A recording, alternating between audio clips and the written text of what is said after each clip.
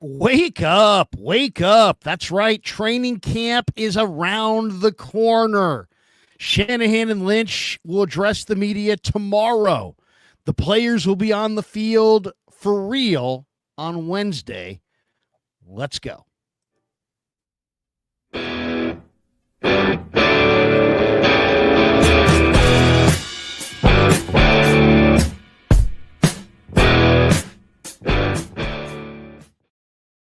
Welcome to Wake Up. It's so great to have you here. I mean, calling it like football eve is a little bit of an exaggeration. Like that'll be the Saturday before our first Sunday up in Seattle. That'll be football eve, Larry. But this is certainly training camp eve, and all systems are go for the 49ers. Like you said, coach and GM speak to media tomorrow.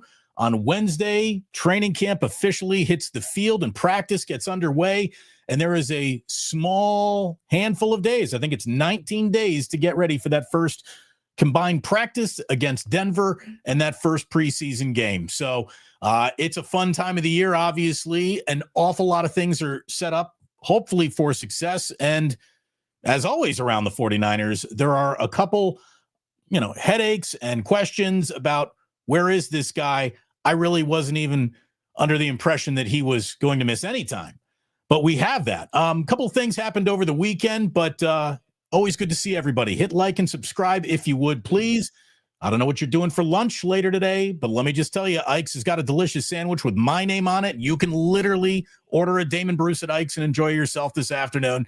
And think about ordering Ike's Catering for your office. Our good friends at the Dubliner West Portal are also always serving them up cold so you can knock them on back and not worry about the Giants getting swept in Toronto. Geez, Larry, we might have to have a little something on that too. But good to see you, brother. It's that time of year. Well, and of course, thanks to Pig and a Pickle for being the title sponsor of the Krueger Show. Anything I touch, in some ways, touches Pig and a Pickle. So check them out. Emeryville, Corte Madera. They're open 7 days a week from 11 a.m. till 8 p.m. or until they run out, and they do run out. Also, thanks to Sharp Corner Sports Cards and Collectibles. My good friend Anthony Catania runs a great business down there. He's at 205 Cypress Avenue in Pacific Grove, California, on the Monterey Peninsula. Give him a call. He's at 831-521-5264 for all your sports cards and your sports collectible needs. And he's a great follow on the gram. Sharp Corners 831 on IG. And also thanks to Claudaddy Arcades. Great sponsor of the Krueger Show. They're a great follow at Claw_Daddy_Arcades to find a arcade location near you. And they got brand new locations in Capitola Mall and Visalia Mall opening later on this year. And there are links in the description for all of our sponsors. And we should tell you, if you're watching us live on YouTube, do us a favor, hit the like and subscribe button. Make sure you click that notification bell so you never miss a show of Damon or I. And remember, once the live stream wraps, you can catch the full replay anywhere you get your podcast, Spotify, Apple Podcasts, wherever your favorite platform is. You can search on my end, the Krueger Show, and you'll find us. But hit like and subscribe, and thanks to everybody for being here, and let's just jump right to it. So, Larry, I know that you said that you've been working out. The bench press has gone up. You're ready to go for training camp. The real question is, though, and this is a very good question brought up here by Hind90, is can you play wide receiver? Because the 49ers are going to head into this training camp with a questionable wide receiver room. Had everybody been healthy and ready to go, and that is not nearly the case. Ricky Pearsall on the physically unable to perform list. He's been nursing a hammy this entire offseason. He's participated in nothing, basically, to this point. And this isn't one of those like, oh, he's going to be in a non-contact jersey where he's going to be off on another field doing side work. This is a PUP list, physically unable to perform, or non-football injury, or non-football injury. No, that was Odom, excuse me. We'll get to him in a second. But this is Pearsall on the PUP. You got Ayuk recovering from his torn knee. You got Demarcus Robinson, very likely serving an early season suspension for that DUI. And Jawan Jennings is in a contract dispute. Larry, training camp opens on, like you said, Wednesday with guys actually catching footballs and running around. Will they have enough wide receivers for Brock Purdy to even break a sweat? Yeah, I mean, that's the question. And yet, you're not sure exactly if you're the 49ers. I mean, I've heard people ask me in the last day, do you expect the Niners to sign a receiver today? And I'm like, well, not today. I don't expect it'll be today because a lot of things have to get sifted through. Like, for example, what is the actual ETA for Brandon Ayuk's return? What is Ricky Pearsall's exact condition? Is Jawan Jennings holdout? Are the Niners going to say, flip him the bird and say, go to hell? And he's going to be, miserable and this could really come to a head? Or are they going to extend him in like 72 hours and he's going to be on the roster? And then what are you getting out of Cowing? What can you expect to get out of Watkins or Bergen as rookies?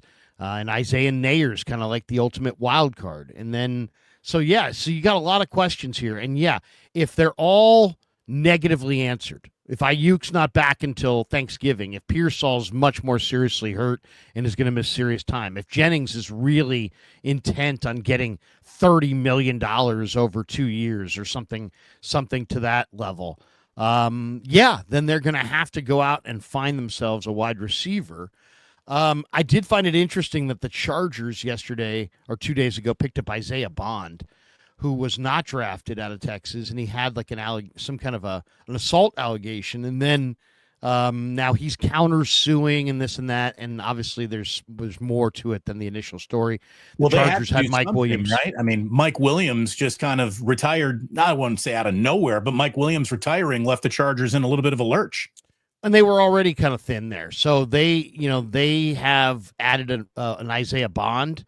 Kadarius Toney is a really dynamic wide receiver who's out there, but he also has some kind of brush with the law that he's trying to deal with right now. So between guys who are injured, guys who are old, guys who are unsigned, guys who have problems with the law, I mean, John Lynch and his personnel staff are going to have to sift through any and all options and figure it out. I would say, though, that they won't do anything soon, that they'll let the thing play out, especially since they have 3 rookies that they want to take a look at, and they won't clog things up initially, and then they'll look for something at the deadline or more in the middle of August. That'll be my guess. I mean, who knows? They could be 45 minutes away from signing a receiver. Right. I'm not in their pipeline, but I would guess from afar that they're going to wait a little bit. Hey, here I am in week number 4 of saying sign Keenan Allen. I would just do that today. How about this? Everybody shows up healthy, ready to go. I would still sign Keenan Allen. Again, I'm excited about Jacob Cowing. He had 4 catches last year. This is not like, ooh, guys are right about to do something. The rookies, again, historically, not a lot of performance under Kyle Shanahan. Ricky Pearsall is on that list for a number of reasons, obviously. I'm excited about Demarcus Robinson. How long is that going to take? Will he be available? 3 weeks is the estimate for him. And like, the only question is we don't know which 3 weeks. It could be weeks 1, 2, and 3. It could be weeks 10, 11, and 12. We don't know, and that's kind of important. I mean, wouldn't they just start right away? You would think, but from what I've heard, that it may not be weeks 1, 2, and 3, and that it may actually be at 3 weeks, but not necessarily at this to start the year. So all I can tell you with the situation that they're kind of in right now, not that I want to give games away later in the year, but it would really help the 49ers from just a number standpoint if he didn't have a suspension in week 1, 2, or 3, if that's what it's going to be. I'm still. It's interesting though, because it's like you're right, but then the way this thing works, it's like there's only one Keenan Allen, there's only one Amari Cooper, and there's a bunch of teams, and you could argue that it's better to have him healthy. But what if you're going to need to pick up a receiver and he's not out till week 6, 7, and 8, and by that point the Keenan Allens, Amari Coopers, and all those guys are snatched up. So, I don't know. There's lots of different ways to look at this thing for sure. So if you are the 49ers, you are in a little bit of a wide receiver situation. We pretty much have been predicting that all year long, but Ricky Pearsall being on the PUP list, it just muddles things. It really does. And then Jawan Jennings, look, I'll give credit to Jawan Jennings here. He did strike while the timing was right, didn't he? I mean, if you were ever going to have the Niners over a barrel in terms of negotiating, without having much leverage to begin with. This is the moment for Jawan Jennings. So I don't begrudge him what he's doing. I am kind of surprised that it's not put to bed, though. Like you said, we might have that news come across during this live stream. It could happen as soon as we're done today. It could happen tomorrow. I'd like it to happen before Wednesday. I'd like him to be out there on Wednesday, and I'm sure Brock Purdy would be happy to see that as well. The other thing that happened over the weekend, Larry, what's your surprise level on this, if surprised at all? George Odom, who was put on the non-football injury list, the 49ers took that a step further and just said goodbye. He was a good special teams player on a bad special teams unit. He was a Pro Bowler for the Niners back in 2022, on the team for 3 seasons. Good player, hardly a forever Niner or anything like that. But what do you think of Odom? And beyond special teams, what do you think that says about the safety position? You know, this is really just about trying to have a full inventory of players. I mean, George has got an ankle injury. It's going to require surgery. He's going to miss all of camp and likely not be ready to sign with anybody until either the very tail end of camp or maybe even in season. They're saying that he'll probably, that was the latest report that I saw from Schefter on Odom was that I said ankle. He underwent elbow surgery last month from an off-season injury, and he's likely has a 3-month recovery time. So that's it right there. He's a veteran. He's making a little bit of money, not a lot, but a little bit of money. Right. And they have other guys. They'll save like 1.7, around under $2 million in cap space by saying goodbye to Odom. Yeah, and also he was, up against it here. I mean, special team safeties are valuable, but they're less important than guys that can play from scrimmage. And with Malik Mustafa hurt and Jair Brown was hurt at the OTAs, the Niners went out and signed starting caliber safeties in Richie Grant and Jason Pinnock, and then they drafted what they think is a starting caliber safety in Marquise Siegel. And then, so you're only going with 4 safeties, and you also have Jalen Mahoney. So I just think that Odom probably was going to be in a tough roster quandary anyway if he had been fully healthy, but now that he's not healthy, it makes the decision a no-brainer. You cut him, gives you an open roster spot. There's a number of interesting safeties that the 49ers could go after. Justin Simmons is a free agent. A lot of people feel like he's going to go to Philadelphia. Julian Blackmon is from Indianapolis, was playing last year for Gus Bradley. Bradley's obviously here in San Francisco. Then you have Tayshaun Gibson, who seems like he's every time the Niners need a safety, he's a phone call away. Seriously. Then you have Chuck Clark, who played for Robert Saleh and the Jets last year. He was a 3-year starter, kind of an undersized guy, but very productive player really throughout his career. And then the guy that I would say, if you said, tell me, make a prediction on who the Niners sign, my guess is they will sign Jordan Whitehead. Whitehead played last year for Tampa. He's a hitter. He's a small guy. He's 5'10", 200 pounds. He played at University of Pittsburgh with Jason Pinnock, but he also played with the Jets. And then I think in 22 and 23 with the Jets. So he's got experience playing for Saleh. He was a 4th-round pick in 2018. As I said, he's a hitter. He's got experience in the defense. So my guess is Whitehead, Blackmon, or Clark all have experience in this defense. My guess is one of those guys is a Niner probably before the end of the week. That'll be my prediction. It's the week to do it again. Get them in, get everybody on the same page. That's what this is. This training camp, the early portion of training camp is just making sure everybody knows the way to the damn, practice field from the locker room, get ready to go. And, how much new is there to actually install? I don't know how much new. Well, a lot. No, there's a lot. I don't want to start interrupting. There's a lot because you got a new DC, new special teams coordinator. It should be familiar with a lot of guys, right? With Robert Saleh being back in the room. And also there's a lot of carryover, you'd think, from Saleh. It's not like when Saleh went to the New York Jets, they abandoned his philosophies and his way of going about, preparing for football games, even though they had two other guys doing the job. I'm ready to go, man. I'm ready to go. I bet you Robert Saleh is absolutely champing at the bit, ready to go. I mean, this is that time of year where you're just so sick and tired of all the meetings, all the talk, all the calls with your agent, all the calls with your doctor, all the calls with, whatever team you're on. With every player is a team unto himself. Well, now all of those little teams come together to form the big team, and it really is. It's such a good time of the year. Like you said, coaches are going to talk tomorrow, then they're going to open the locker room. What are they out there early, like 10 a.m. on Wednesday, right? Yeah. I think it's a 10 or 10:15 practice, and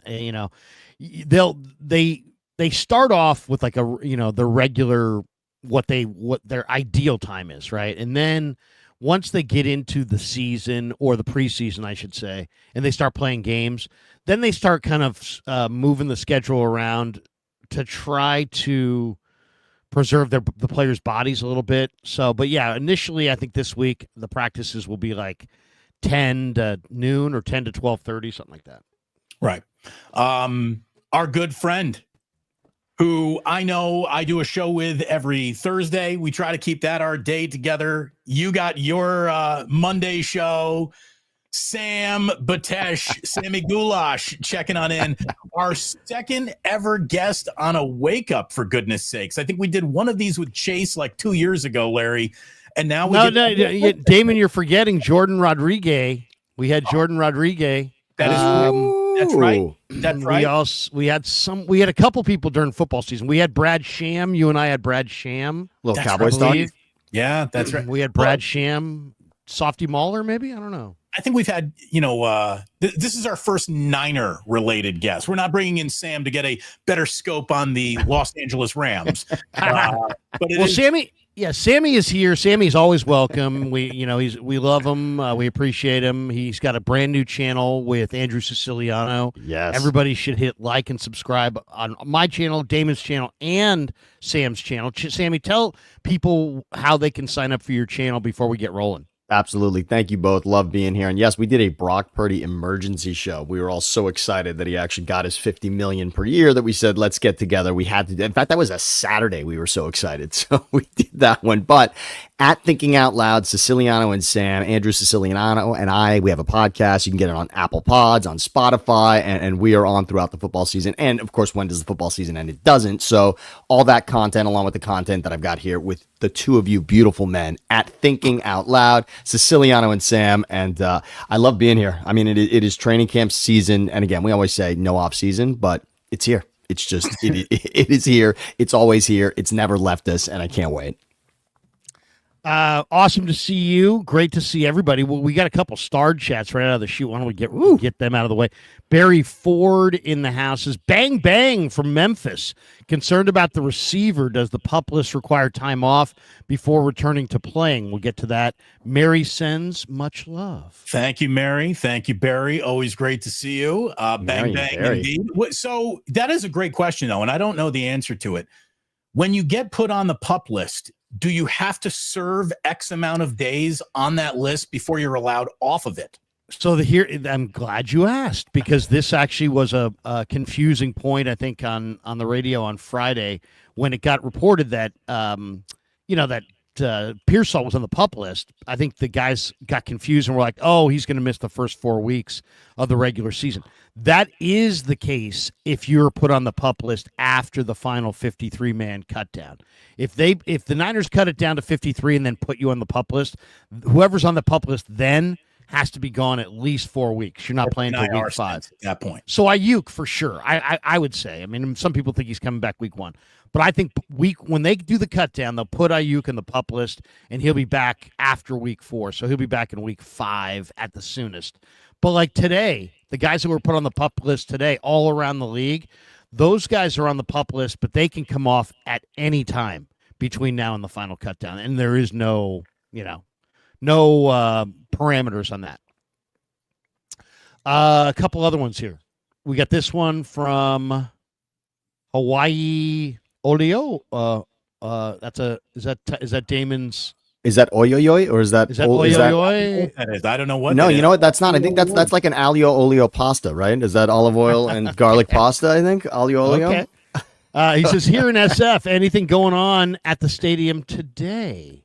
There'll be practice today, but it's not open to the public. You can go online and at 49ers.com and see the practices that will be open to the public. And I had to get some tickets for a sponsor of ours that the great Anthony Catania wanted tickets, and he's done so much for the channel. And it's been so hard to get these tickets. I got to be honest. I got them. I got a pair for Friday for Anthony, but it is very, very, I would say it's easier to get. It's way easier to get into a preseason game.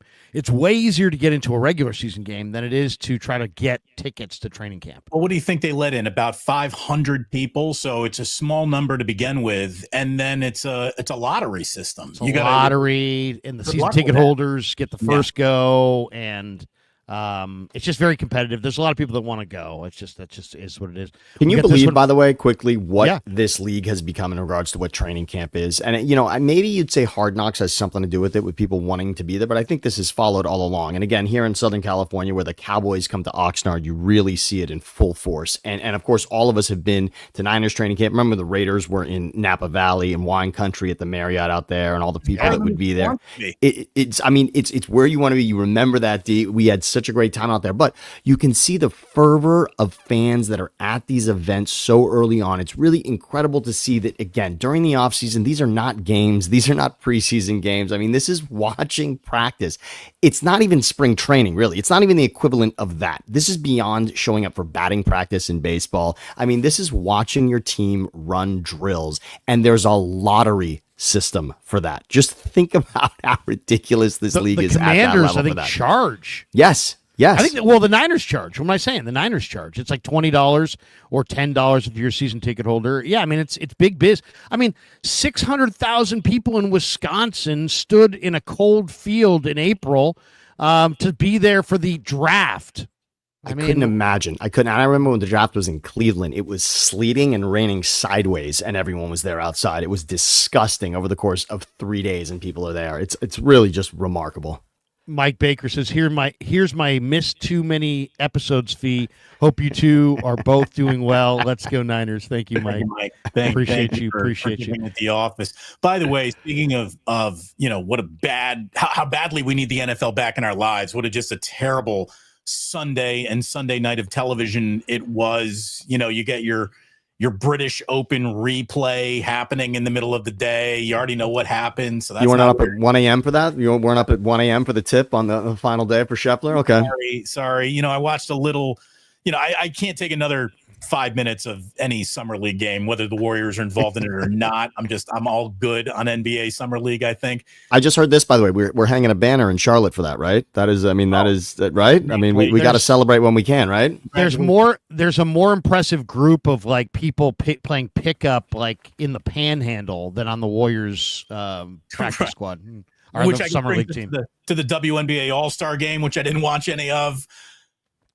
Guess what I did watch? I mean, because you're still not related to anybody in the league. Exactly. My daughter's not in there yet. But I broke my WNBA maiden since I last saw you guys. You've been to a Valkyries game? No. Kidding me? I'm not going to a Valkyries game. My sister, we were in Connecticut on vacation. We went to the Mohegan Sun Arena to watch the Connecticut Sun, singular, get their breaks beat off them by another team. I think it was the Phoenix Mercury. And but I will say this: the ball was bad. It was not good ball. There was a lot of people falling on the ground. Now the Connecticut Suns only won 2 games all year, so that could be part of it. But I saw the future. Connecticut Sun play in the Mohegan Indian Gaming Tribe casino arena. Yes, it is. And I swear to you, dude, they've an 8K.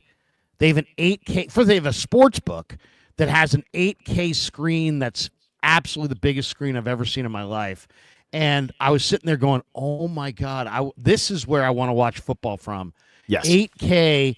But this is the future, man. It's a WNBA game that's held in a casino. And guess what? The game's ended. Nobody leaves. They go to steakhouses. They go to gamble. They're betting in the casino. This has got to be the future of sports in America.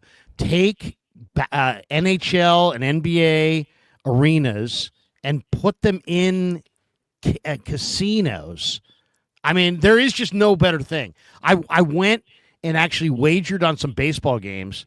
Went to this WNBA game, then went to a fancy 5-star steakhouse and had an amazing dinner and got a chance to watch my money come in. So I mean, there you go. And you did it all under one roof, all under one roof. And from your seat eventually, right? I mean, from your seat, Damon, you and I spoke about being at the Intuit Dome where they scan your face on the way in. And for the rest of the time, my nose was essentially the bar on the back of my credit card. That was it. Everywhere I went, they could charge me for anything. I mean, they could charge me to take a leak. Frankly, I wouldn't even know it. That's the way it works. But that will eventually be what happens. You sit in the seat and your menu, you'll have a menu for food and drinks, but you'll have a menu of the props that you want in the second quarter. I mean, that's where it comes down to. Anyway, Larry, congratulations on losing your WNBA virginity earlier this year, and your virginity. I'm guessing. I'm still a virgin. I probably will be for a while. I'm going to hold out for that right marriage. But the thing that I did watch, that under any circumstances, there's no way I'm watching it, but there was nothing on TV, and I got curious, and they just attached an NFL team name and colors to it, so I watched it. Guess what? I fucking watched this weekend. I'm excited for this answer. Girls flag football on NFL Network. And by the way, these girls could play. They were fast. They had ball skills. These girls had catch radiuses. These quarterbacks had arms on them. These girls could play. I'll give them that. But what made it interesting, and Larry, you and I have talked about a spring league that if the NFL opened it up, it would outrate the World Series, right? It was the Houston Texans girls high school flag football team taking on the Los Angeles Chargers girls flag football team.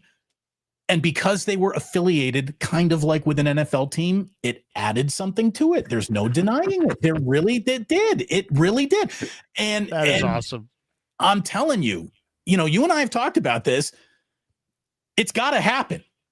The NFL has to start its own minor league off-season Euro league that is contested right in the stadiums that the teams play in, or something adjacent that's easy to get to, and then just like reverse the color schemes on the uniforms. So instead of the Raiders being silver and black, they're black and silver. Instead of the Niners being red and gold, they're gold and red.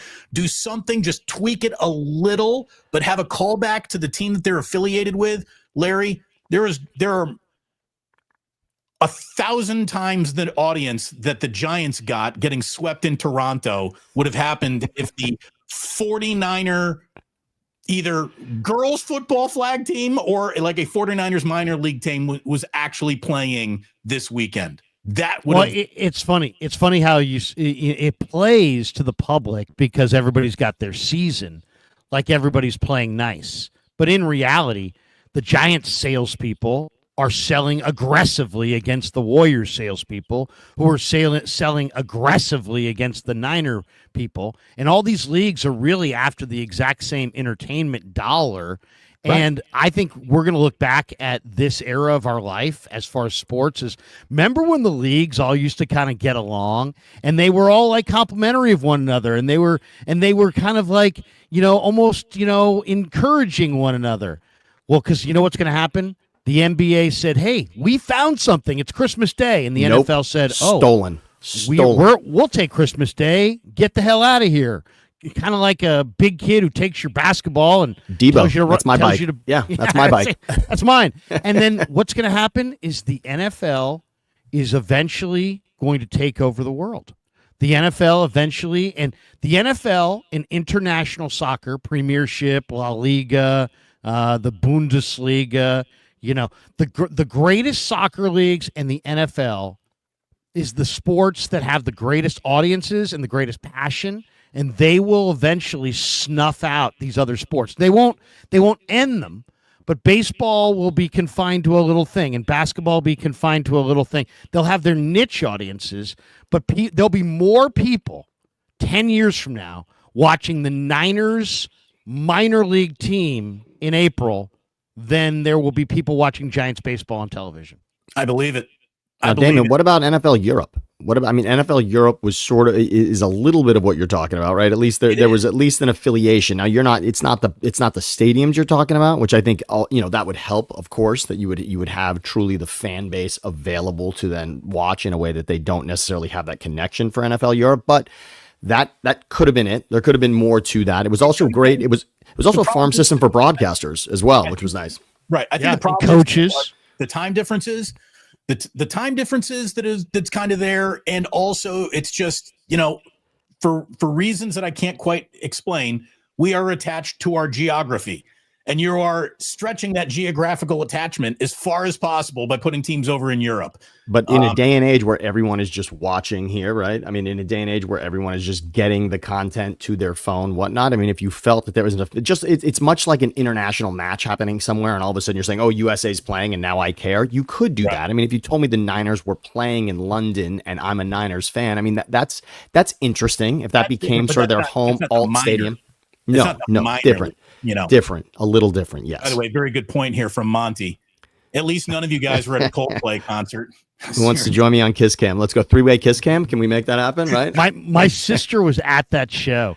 It's funny too because she showed me. She put it on Facebook like the night of the show. She's like, "Oh yeah, we went to Coldplay." Did her husband know that she was there? Okay, all right. I don't know, but that made me laugh because I'm like, it became the biggest thing, and now it's like everybody's joke, and and then it's like, oh, and now here the people are getting all serious about it. There are real families affected here. Of course, you dumb shits. Of course, there's real families affected. Like we didn't know that. We need some IG reel to tell us 5 days later that there's real families affected when people cheat. So anyway, we get it, but yes, I did a stream Friday night with John Lund during the Giants game, and the Giants were so freaking boring that easily the liveliest part of the live stream is when I took the picture off Twitter of that idiot couple, and then all of a sudden, all these people talking about it, and it's like, by the way, no one would have even noticed if they had not panicked. Yes, you're right about that. Two of them didn't go full on fire escape to get out of the camera shot. No one would have even noticed. By the way, that will be added now to the back of your game ticket, right? That there will be sort of a liability off the fact that you could end up on Kiss Cam. That will now have to be something added to the legal jargon. Of course. Yeah. Have you guys? Yeah. Have you guys? Coldplay concert. Have you guys seen the Bud Light? I think it's a Bud Light commercial. And the dad and the kid are barbecuing, and the mom's at the game sitting next to some other random stranger. Yeah. Yes. And then the Kiss Cam, and they lights up the house. And I mean, Mom, you hear this, Mom? I mean, it's just epic. Barry Ford says, "Larry, can you be my bookie?" I don't know if I can, but maybe Kev can. We got this one, Fuji Simeon. Will there be a bottom of the pint on Friday? Yes, there will be a bottom of the pint. I'm actually going to the game on Friday. I'm going to be there Friday night. It's Giants Mets or Giants Mets. Yeah. Chris Passmore, enjoy having Sammy on. Keep it up, fellas. What is a higher priority to sign? A safety, a corner, a wide receiver, or nobody? Training camp. Let's get the party started. What do you guys think? Obviously, it's a Niner-centric question. I have an easy answer. But keep going. Ahead. My easy answer is the wide receiver that you've got. Sign him. Juwan, the priority is keeping. Yeah, just sign Jawan Jennings. That's my easy, quick answer on that. But I'd love to hear you both.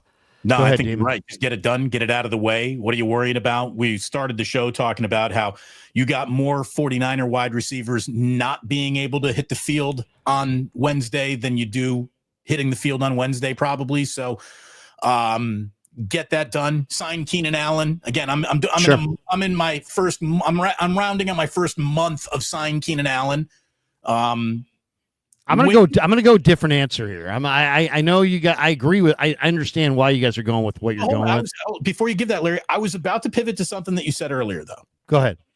There are enough unknown, unproven young guys that they want to take flyers on. They really want to work out, and they want to see whether or not it's going to work. And you start that process by giving these younger guys an awful lot of training camp snaps. So maybe, and this is not like me, but maybe like you were saying earlier, Krueger, wait a week, even though your player pool that you're trying to pick from could shrink.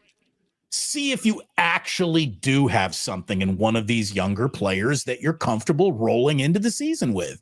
I wouldn't begrudge the Niners that in what was supposed to be a get younger, reset the roster type of year.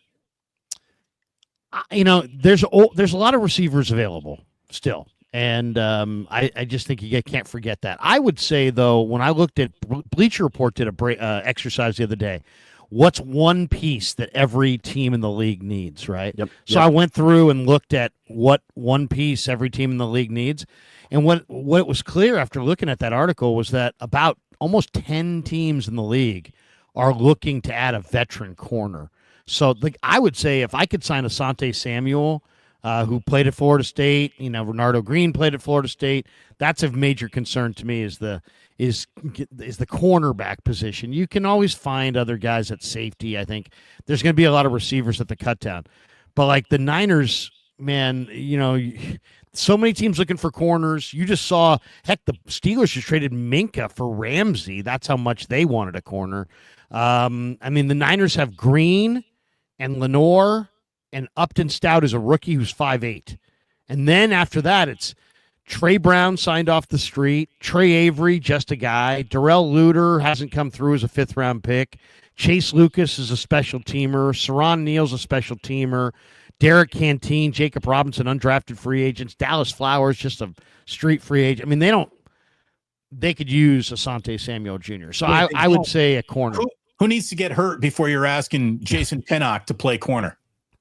By the way, cornerback in this league, cornerback is middle relief in baseball. Nobody loves their secondary. The secondary, when you're watching highlights, when you're watching your team, it's the secondary that's trailing the other star players on the way into the end zone. Nobody loves their secondary. You've got Legion of Boom. You got the no-fly zone in Denver. Obviously, right now with Quinyon Mitchell and Cooper DeJean, the Eagles are feeling good about what they have. But again, it's case by case, season by season that you love those guys for a moment. Cornerback is quick. It might be even quicker than running back when you're elite at that position and not.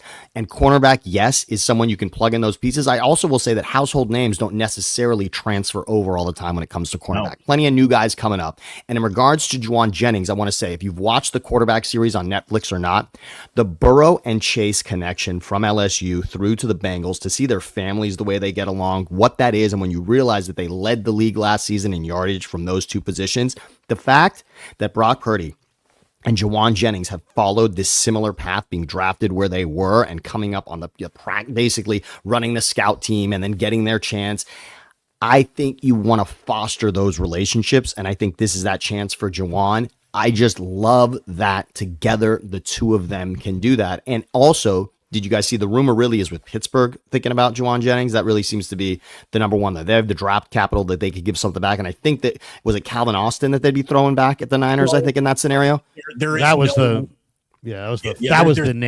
deal that was floated. Calvin Austin in a third maybe or something like that. Yeah. Which I think would be, I think that's a fair deal.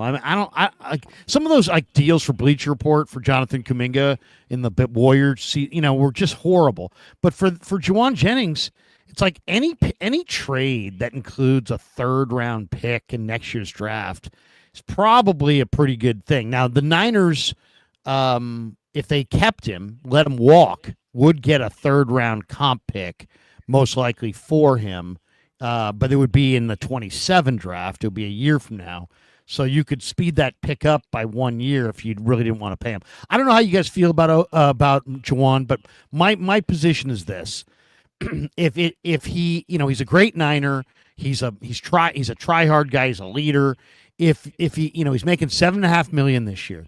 If he wants to make, if you want to, rip up the 7.5 and make it a 2-year, $20 million deal and give him a slight bump, if he's interested in that, I'm all for that.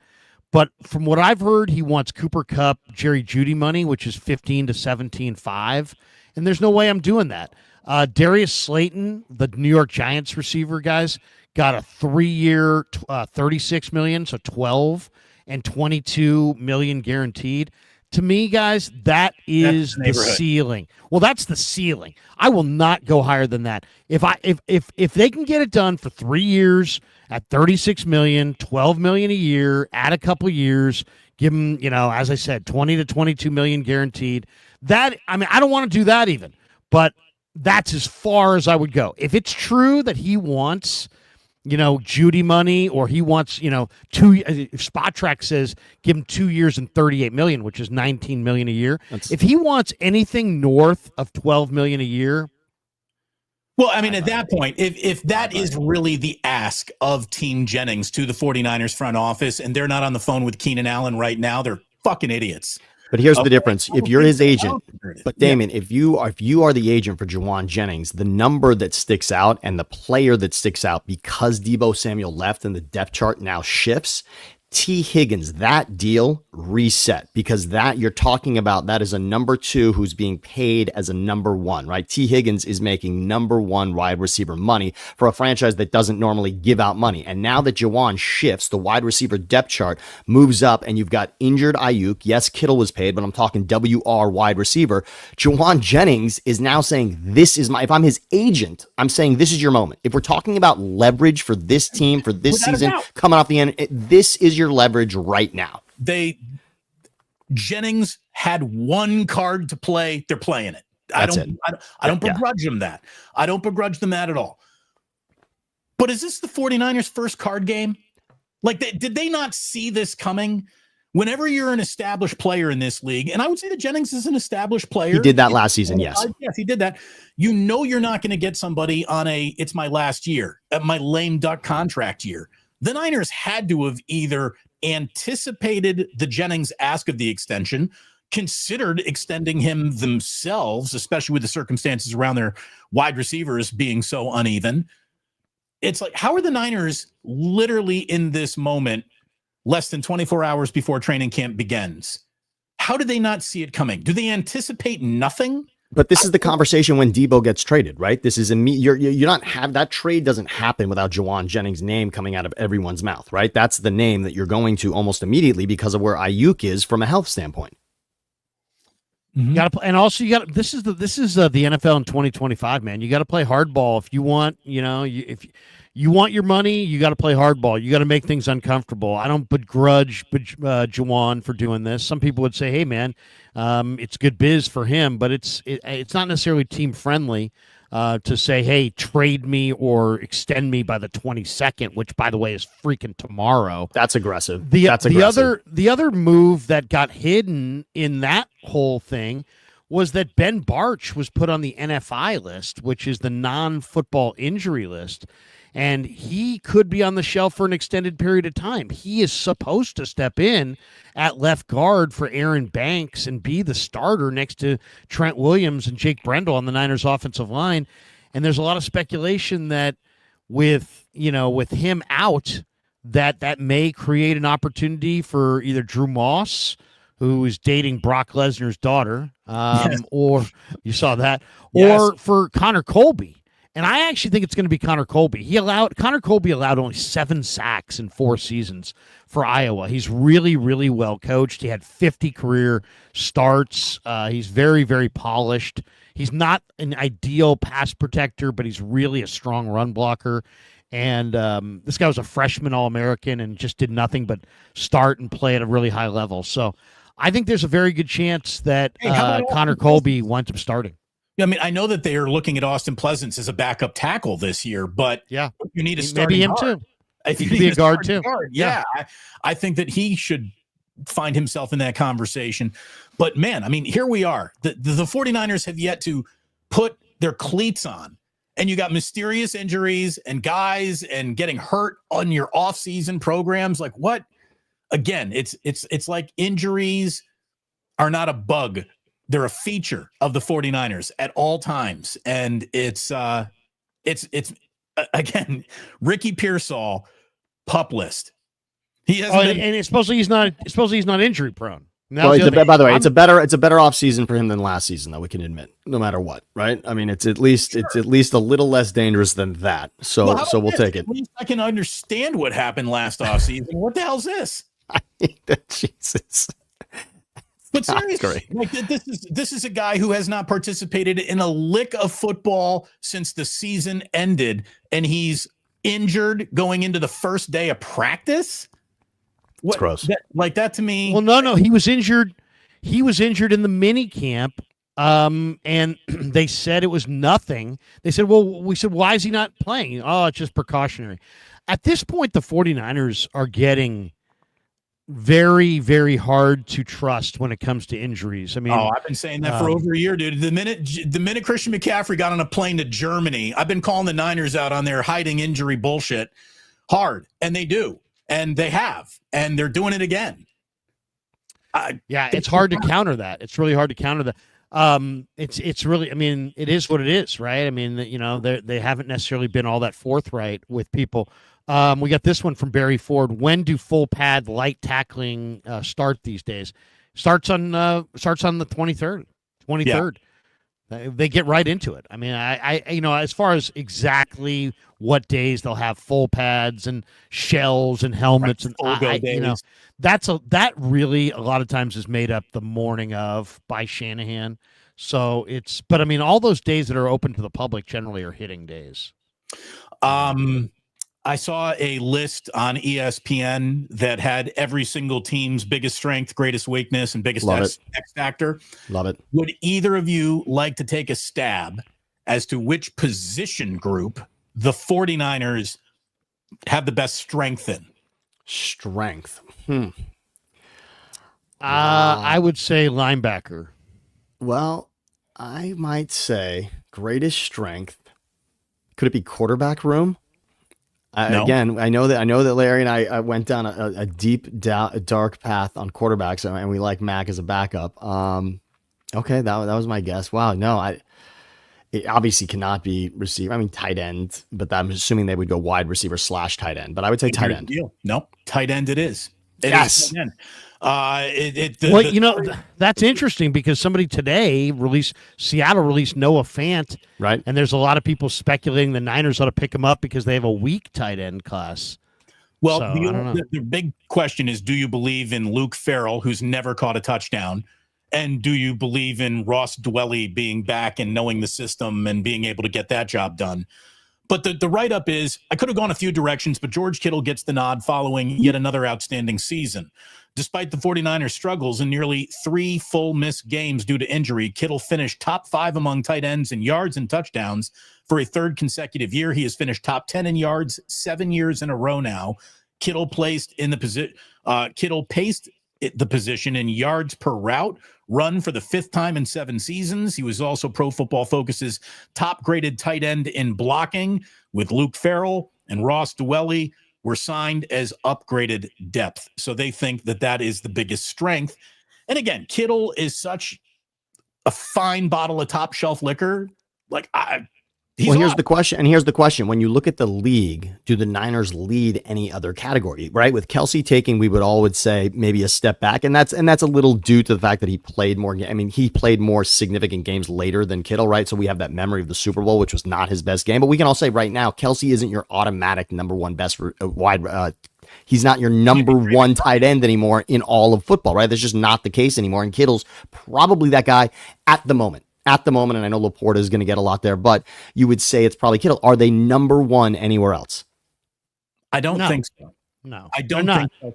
You could make an argument that if you can just assume health is there, Trent Williams still wears the crown of best left tackle in football. Maybe, but I don't think so. He's pushing it. I would say I think Tristan Wirfs has passed him by. Sorry, Trent, if I see you this week. Well, he might mention it. He might mention that actually. 6 years younger than somebody, right? Yeah, I mean, it's, I don't know. I would say Trent is still very, very good, but not the best. But yeah, I mean, it's going to be, it's training camp's on. It's going to be good competition. But I mean, like the Steelers have what? Jonnu Smith.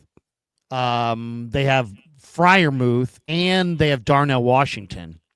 And yeah, it's a the good Niners, room. It's an even room, but I would still say, right, I mean, you're obviously weighing that heavily towards the top with Kittle, and I still think that's a fair you got Kittle, assessment. you got a decent blocking tight end. I like Mason Pline, who I just had on the show this week, and I think he's going to beat out Dwelly and Tongus and Willis for that third spot, and be a contributor. I think he's going to be a contributor. Guys, that's cool. Damon, I'd love to know the weak spot, by the way. I know you got to get running quickly, Larry, because you got you're on assignment radio today. Biggest weakness, according to this article, is defensive tackle. Now, you might want to push back on that if you're excited about Malik Collins and CJ West, but at the same time, these are completely unproven in the NFL rookies. There is no such thing as collegiate success, suggesting you might be a good football player in the NFL. The NFL takes a good college career and spits it out all the time. But I would say that if both those guys go belly up, this whole season could go belly up fast. So I would maybe agree with that. And then their X factor to me is exactly spot on. It's Christian McCaffrey. Without question. The name that every time we talk about the Niners and don't mention McCaffrey, I think we're doing a disservice. And it seems so obvious, but we're blowing past that. McCaffrey really still is the linchpin. We can say Purdy in many ways, but we know the way Shanahan utilizes the run game and what McCaffrey did, that trade, what that did in that moment. I don't know that I was ever more confident that there would be a team representing the NFC in the Super Bowl. And then when McCaffrey moved from Carolina to San Francisco, to me, that was, wow, this is going to be, and he was that difference maker. What he did for that offense, what he did, I mean, again, he was even throwing touchdown passes. What he can do, again, you're talking ceiling versus floor, yes, but I'm all with you on an X factor being McCaffrey. And funny, and frankly, funny that he would even land on a list of X factor considering who he is. There's never been a healthy Christian McCaffrey in the NFL who hasn't kicked an awful lot of NFL ass. Yes. All of his down years are directly related to an injury suffered previous or during that season.